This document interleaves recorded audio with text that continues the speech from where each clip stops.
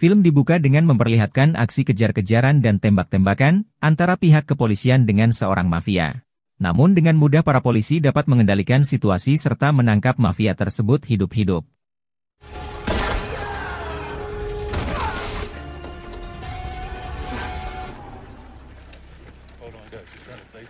Singkat cerita, setelah kasusnya selesai seorang detektif, bernama Alex, ini rarainya, memutuskan untuk pulang ke rumah demi mengobati rasa rindunya terhadap istri dan kedua anaknya.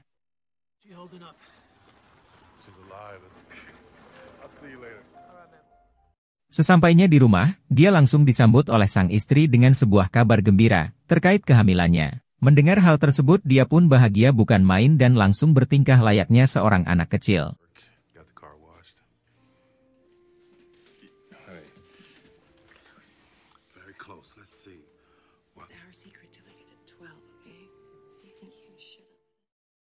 Di sebuah arena tarung bebas terlihat seorang lelaki kurus yang menamai dirinya penjagal dari Sligo.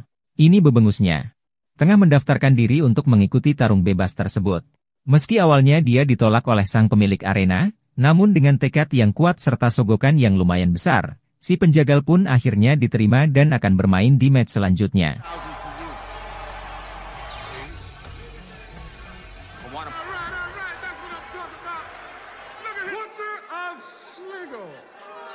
Ketika pertandingan akan dimulai, Sligo berkata kepada lawannya agar tidak memukul area wajahnya, dan jika itu terjadi maka pertandingan ini adalah pertandingan terakhirnya sebagai seorang petarung.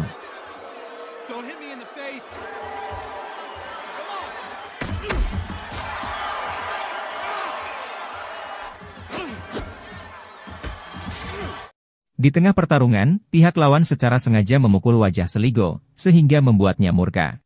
Dan dengan penuh kemarahan dia pun membalas pukulan tersebut, serta mematahkan satu lengannya.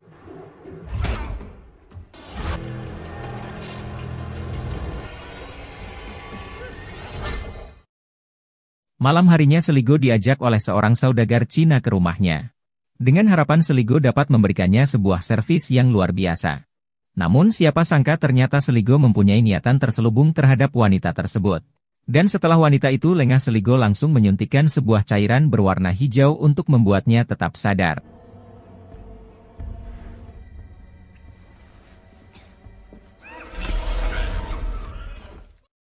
Di tempat lain Alex mendapat sebuah panggilan dari atasannya untuk membereskan sebuah kasus pembunuhan. Dengan adanya tugas tersebut dia pun menghubungi temannya, Tommy, ini rarainya, untuk membantu dalam menuntaskan kasus yang dipercayakan atasannya kepada mereka berdua.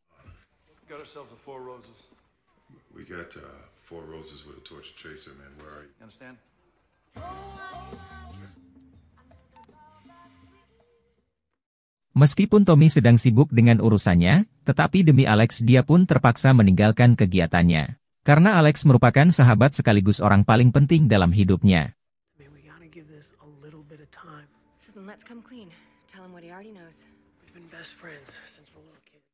Sesampainya di TKP, Alex langsung mengeluarkan skill pasifnya sebagai seorang detektif. Yang tiada lain adalah hipotesis prediksi. Melihat beberapa korban pembunuhan dan satu korban penyiksaan, dia pun langsung menjelaskan hasil hipotesisnya. Bahwa pembunuhan tersebut dilakukan oleh seorang pria.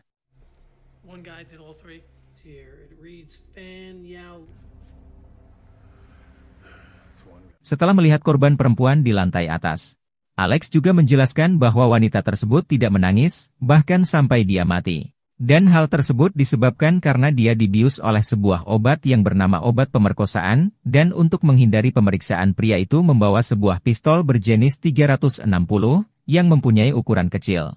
Dan bisa ia simpan di tempat yang tak terduga.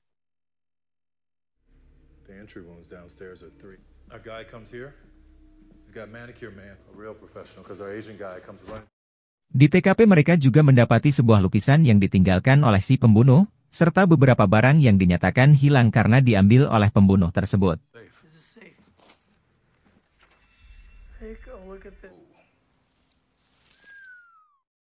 Singkat cerita ketika mereka berdua sudah berada di kantor, Alex yang menyalin lukisan si Sligo menemukan secerca cahaya harapan. Di mana dia melihat sebuah inisial yang tertera dalam lukisan tadi, yang mana inisial tersebut merupakan sebuah target yang akan didatangi oleh si Sligo selanjutnya.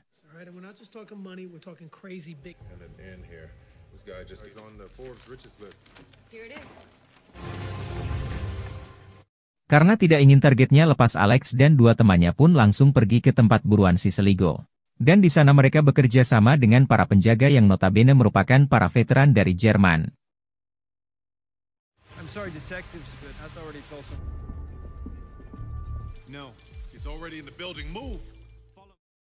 Sementara itu Seligo yang baru saja sampai ke atas gudang, langsung membunuh beberapa anak buah targetnya dengan cukup mudah.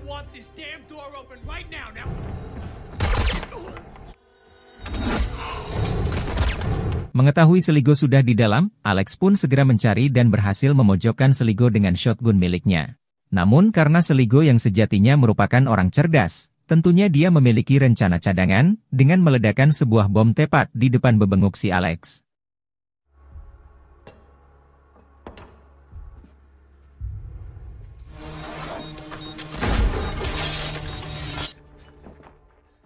Mendengar ledakan dari kejauhan, Tommy segera menyusul kedua temannya. Yang tanpa sengaja dia menemukan si pembunuh dan menembakinya.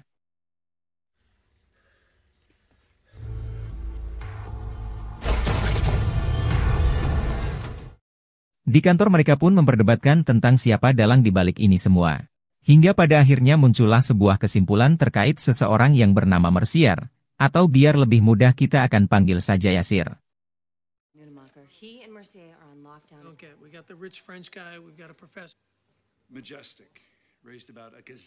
Yasir ini merupakan seorang milionair, sekaligus bos dari dua orang yang tengah diincar oleh si pembunuh. Dan mereka meyakini bahwa Yasir sendirilah yang telah mengutus pembunuh untuk membunuh kedua anak buahnya.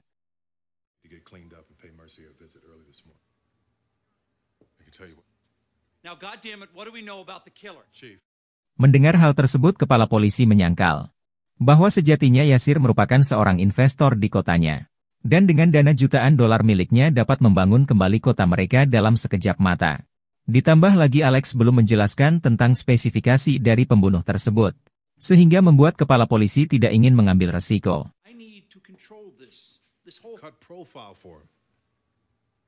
Alex pun segera menjelaskan tentang sosok pembunuh tersebut.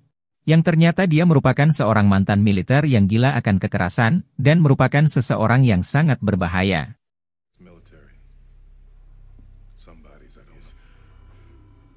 Mendengar hal tersebut, Tommy langsung menyala Alex dengan sebuah pertanyaan tentang orang terdekat mereka, takut setelah si pembunuh melihat wajah mereka dengan jelas, maka dia akan balik menyerang dan membunuh orang terdekatnya.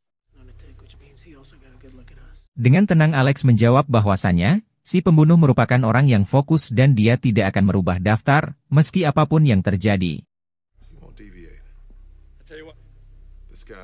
Sementara itu, kepala polisi yang sudah selesai berunding memberikan perintah kepada Alex dan timnya untuk menangkap si pembunuh.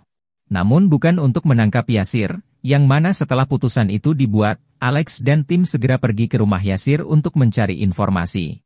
Namun sayangnya di sana Alex tidak mendapatkan informasi apapun, sehingga mereka semua harus pulang dengan tangan kosong.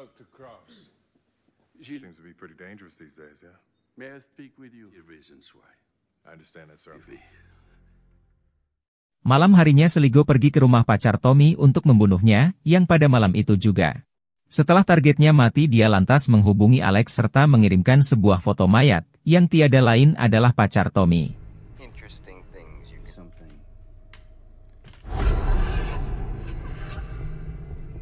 Tanpa Alex sadari ternyata Seligo tengah berada di dekatnya, serta bersiap untuk membunuhnya. Namun ketika teleskop Seligo tengah mengintai jantung Alex, tiba-tiba perhatiannya langsung teralihkan oleh istri Alex, yang baru saja keluar dari dalam restoran.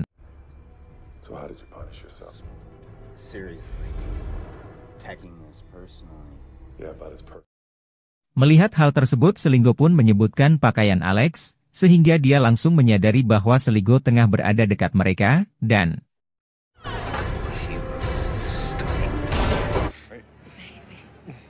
ya, sebuah peluru sudah terlebih dahulu menembus jantung sang istri, yang langsung menewaskannya saat itu juga.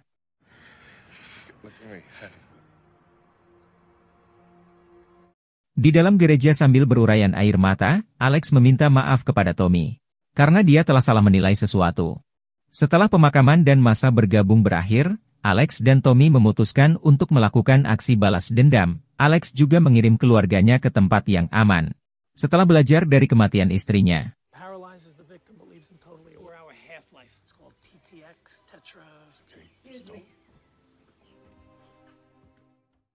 malam itu juga Alex dan Tommy pergi ke penjara untuk mencuri beberapa barang bukti untuk membebaskan salah satu keponakan dari seorang gangster. Yang mana esok harinya mereka berdua pergi menuju gangster tersebut untuk membuat sebuah kesepakatan. Di mana Alex meminta nama seorang apoteker yang selama ini membantu Seligo dalam aksi pembunuhannya, dan Alex juga menawarkan kebebasan untuk keponakan si gangster jika dia memberikan apa yang Alex butuhkan.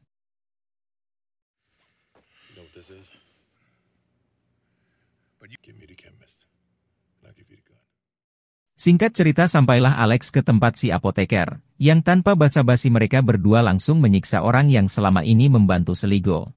Yang mana setelah penyiksaan yang menyakitkan selesai, mereka berdua meminta nama asli dari si pembunuh tersebut.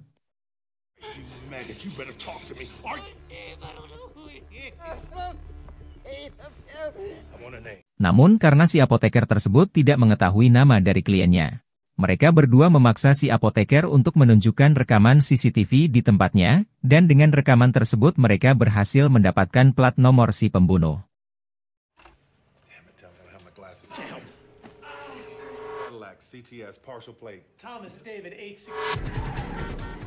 Dengan pencapaian tersebut, Alex meminta rekan polisinya untuk melacak plat polisi yang baru saja dia dapatkan. Dan dia juga meminta agar temannya menyelidiki gerak-gerik dari Yasir.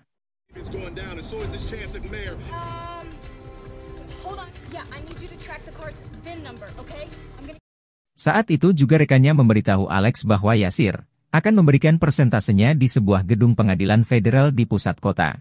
Mendengar hal itu, Alex meminta temannya agar segera menjaga ketat bangunan federal, karena saat ini Yasir tengah menjadi incaran dari si pembunuh.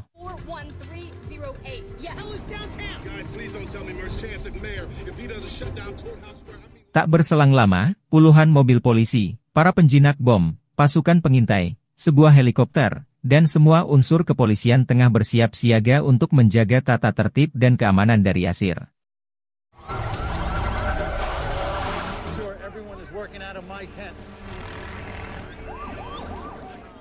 Sementara itu Seligo pergi menaiki kereta listrik, dan langsung membajaknya, meski sempat diganggu 3 berandalan nakal, tetapi dia tetap bersikap sabar dan ramah pada mereka.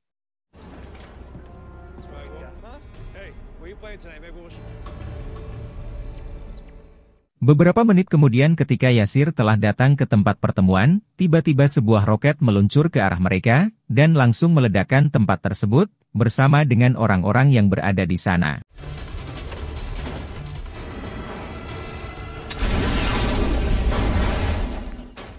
Ketika Seligo tengah asik mengemudikan mobilnya, tiba-tiba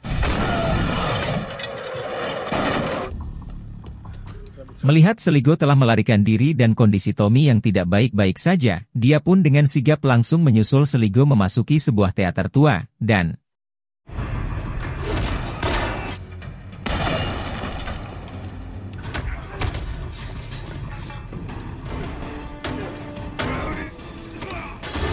yang terluka, Alex berhasil mengalahkan Seligo dengan menusukkan sebuah pisau di jantungnya, namun tiba-tiba langit teater tersebut roboh, sehingga membuat Alex harus bergelantungan pada sebuah. Melihat Seligo tengah berpegang teguh pada celananya, Alex pun dengan segenap kekuatan yang tersisa langsung menendang Seligo sampai dia terjatuh dan mati. Di tengah keputusasaannya tiba-tiba Tommy dengan beberapa anggota polisi akhirnya sampai dan langsung mengangkat Alex dari sana.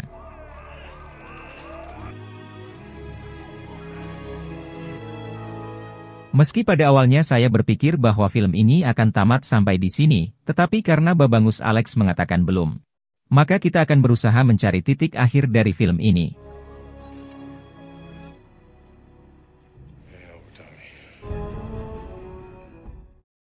Singkat cerita entah beberapa hari, minggu, bulan atau tahun. Kemudian terlihat Alex tengah mengomando beberapa pasukan untuk menangkap seseorang, yang mana ternyata mereka berdua hendak menangkap Yasir. Karena faktanya Yasirlah dalang dibalik ini semua. Dan untuk menangkap Yasir yang tengah berlibur, Alex telah memasukkan beberapa narkoba di tempatnya, sehingga polisi setempat dapat menangkap dan menghukum Yasir di sana.